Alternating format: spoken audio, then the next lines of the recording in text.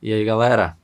Vou trazer aqui uma aula para vocês diante desse problema que nós estamos vivenciando, né? Então a gente está se adaptando, vendo como vai resolver toda essa situação. Mas isso não é problema, isso não é desculpa e a gente tem que estudar. A aula de hoje eu vou estar falando com vocês sobre os domínios morfoclimáticos do Brasil. Então aqui está o professor Clecinho, Geografia do Brasil, para você, questão de humanas. Então, a gente vai estar primeiro abordando aqui, vendo que o Brasil tem uma grande diversidade, né, em sua vegetação, em seus biomas e em seus domínios morfoclimáticos. Por quê? Justamente influenciado pelo tipo de clima, pelo tamanho, que o Brasil é um país continental. Então, eu trouxe aqui para vocês os principais, né, domínios e alguns biomas. Por exemplo, aqui nós temos o bioma amazônico, onde a gente vai perceber uma vegetação ombrófila. E o que é uma vegetação ombrófila? É uma vegetação adaptada a um ambiente quente e úmido. Ou seja, quente por estar localizado próximo da linha do Equador, essa região equatorial. Úmido por ter justamente uma elevada evaporação da bacia hidrográfica amazônica e a evapotranspiração da floresta, que é essa floresta aqui. Então, você tem uma vegetação ombrófila. E, além disso, latifoliada. O que é uma vegetação latifoliada? É uma vegetação com folhas grandes e largas, né?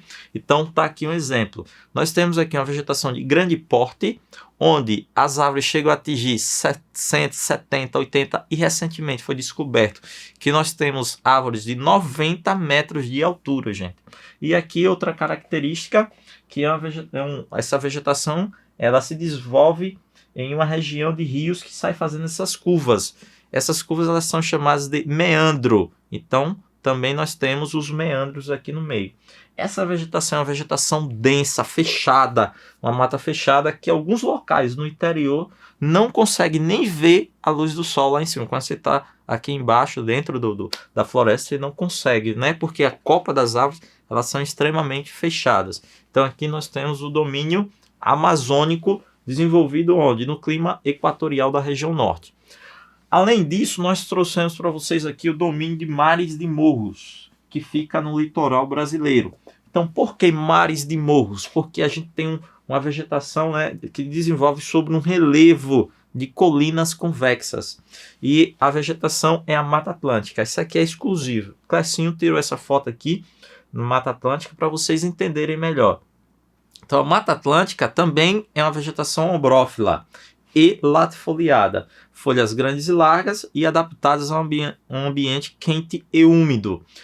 Elevado porte e denso. Só que o porte da Mata Atlântica não vai ser tão grande quanto da floresta amazônica. Então chega aqui a atingir 30 metros de altura. Só para a gente fazer uma relação, é mais ou menos o tamanho de um prédio lá na Ponta Verde, né?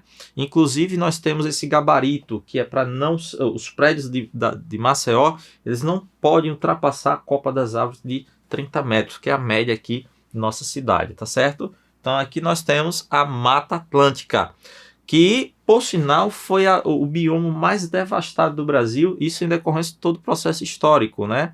Colonização, a exploração do pau-brasil, a extração e o desmatamento para o plantio da cana-de-açúcar, nós tivemos o ouro, a mineração e o café, por último, a industrialização e a urbanização. Tudo isso provocou a destruição da Mata Atlântica, que hoje restam apenas de 3 a 5%. Então, por isso é muito importante a gente estar preservando esse bioma brasileiro e esse domínio.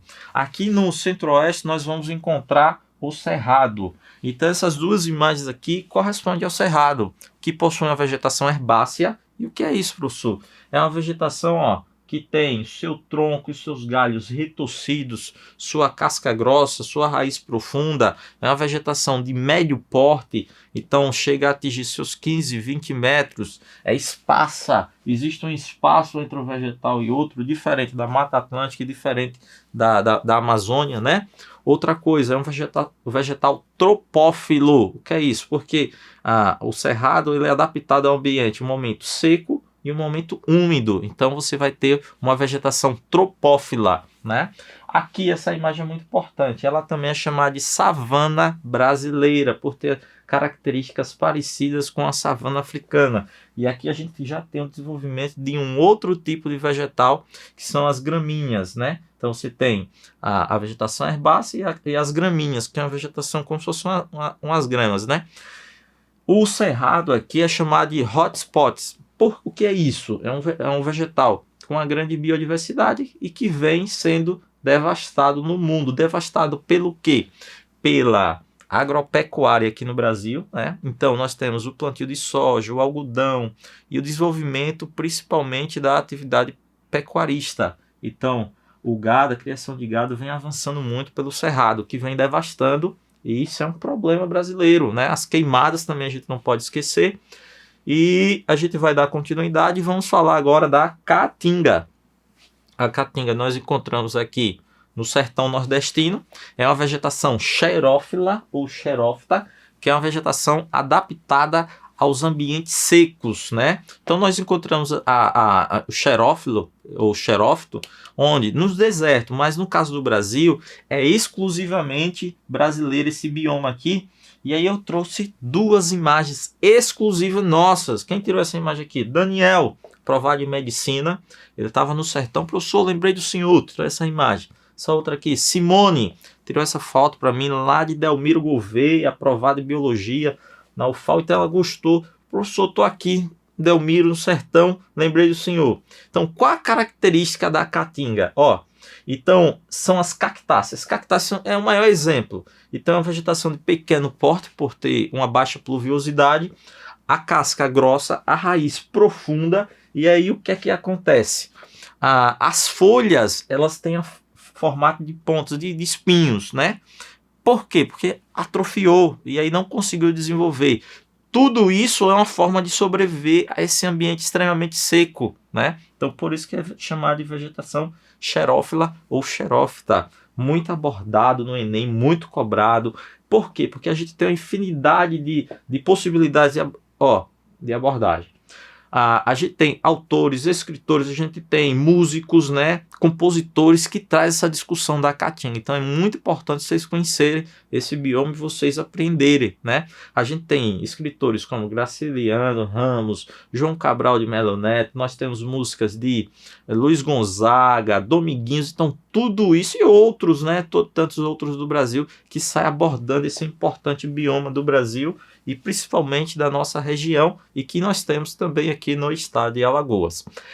Continuando, nós vamos aqui para o bioma, né, e o domínio da mata de araucárias, que predomina onde? Na região sul do Brasil, principalmente no estado do Paraná e Santa Catarina. Então aqui nós temos uma floresta de coníferas, que são os pinheiros, são chamados pinheiros brasileiros. Fazendo uma comparação, nós temos os pinheiros do hemisfério norte, Estados Unidos, Europa, Rússia, que é a famosa árvore de Natal. Então no Brasil ele tem essa característica diferente.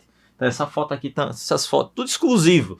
Aqui foi o Daniel, aprovado em medicina, e aqui foi o Anderson, aprovado em odontologia na UFAL, que me enviou essa imagem, estava lá pela região sul. Professor, lembrei do senhor. Aí tira a foto e me manda, e eu uso minhas aulas, né, para trazer esse material exclusivo para vocês.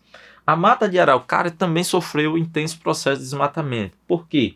Indústria de papel e celulose, né, foi muito devastada, e para a construção civil também, porque lá o clima ele é um pouco mais frio, e a galera vai usar para quê? Para construir casa, chalé, tudo isso provocou. Hoje tem uma maior proteção, né? O que vem melhorando, não acabou totalmente, mas melhorou bastante o nosso bioma aqui e o nosso domínio da mata de araucária.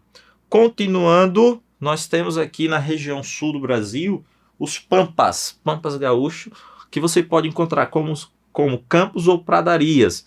Então são as gramíneas. Então nós temos aqui as gramíneas, que é uma vegetação natural. São gramas, capins que chegam a 1, 2, 3 metros de altura. Isso facilitou o desenvolvimento da pecuária. Por sinal, na região sul, no Rio Grande do Sul, nós temos o melhor churrasco do Brasil. Então isso é um fator natural já daquela região, tá? Continuando aqui, nós passamos para outros biomas e ecossistemas. Por exemplo, no Pantanal. Pantanal nós encontramos Mato Grosso do Sul, que é uma vegetação hidrófila. E o prefixo hidro vem de quê? Tem uma vegetação adaptada ao ambiente aquático. Está aqui. Então nós temos como exemplo a Vitória Régia. Nessa região do Pantanal, fica alagada durante a maior parte do ano. E aí, esses vegetais eles se adaptam a esse ambiente aquático. E aí você tem a Vitória Régia como o grande exemplo do nosso Pantanal. Além disso, nós temos a Mata dos Cocais, que já fica lá no Nordeste, entre Maranhão e Piauí, né? É uma vegetação, uma mata de transição. E essa mata de transição, ela fica entre a Caatinga no Nordeste, a Floresta Amazônica no Norte e o Cerrado no Centro-Oeste. E ela fica nesse meio. E você vai encontrar vegetais como as palmeiras, predominantemente as palmeiras. Que isso aqui é muito importante, tá, gente? Você vai encontrar o babaçu e a carnaúba. E aí vai ser importante. Por quê?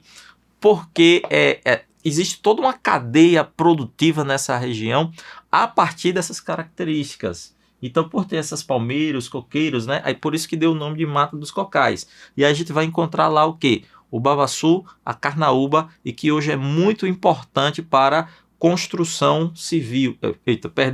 Para a indústria de cosmético. Construção civil é lá no sul, tá? Então, para a indústria de cosmético aqui. Além disso, nós temos o manguezal. Manguezal é uma vegetação higrófila. Higro, prefixo higro, significa umidade. Então, o manguezal ele não se alimenta exatamente do solo. Ele se alimenta da umidade presente na atmosfera. Então, por isso vai ser chamado de higrófilo. Muito comum onde? Onde tiver rio. Então, às margens do rio você vai ter o manguezal. Ele serve como proteção natural do rio. Por isso que é chamado também de mata ciliar, né? E por último, nós temos a vegetação de restinga, que é essa aqui que nós encontramos em quase todo o litoral brasileiro na areia da praia. É uma vegetação que se adapta a essas características naturais. Um solo arenoso, um pouco mais, ele tem uma salinização maior, quantidade de sal por estar próximo da praia, mas ele consegue se adaptar a esse vegetal e consegue se desenvolver. Além disso, consegue se desenvolver também uma vegetação arbustiva, com 1 metro, 1,5 metro, né, de altura no máximo. Então isso aqui é a vegetação de restinga. Então fica aí essa aula sobre os domínios morfoclimáticos brasileiros. Para finalizar, eu trago aqui uma reflexão. Fala o seguinte: para os dias bons, sorrisos. Para os dias ruins, paciência. E para todos os dias, fé, que é isso que nós estamos precisando hoje, principalmente diante dessa adversidade. Gente, muita fé, fé em Deus, que nós vamos conseguir atingir os nossos objetivos com a nossa aprovação. Um grande abraço.